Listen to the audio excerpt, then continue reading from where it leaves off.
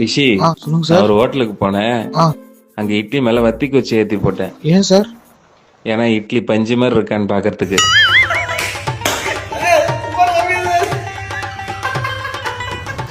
இதெல்லாம் ஒரு காமெடி போட்டேன்னு எப்படி ப்ரோ சிரிக்கிற? ப்ரோ எனக்கு இதான் ப்ரோ காமெடி. அப்புறம் ரிஷி, சொல்லுங்க சார். எக்ஸாம் ஹாலுக்கு பிளம்பரை கூப்பிட்டு போனேன். ஏன் சார்? Exam paper leak ஆயிடுச்சான்.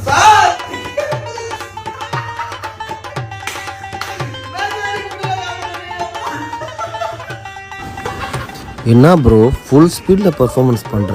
எப்பா 6 பேர்த்துல ஒரு ஆளுக்கு தான் ப்ரொமோஷனு.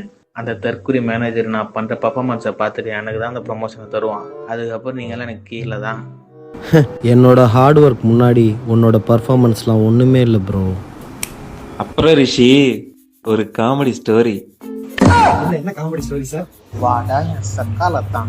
வாணிகால், ஒரு ஊர்ல ஒரு ராஜாவான். அந்த ராஜாவுக்கு ஒரு பையனா.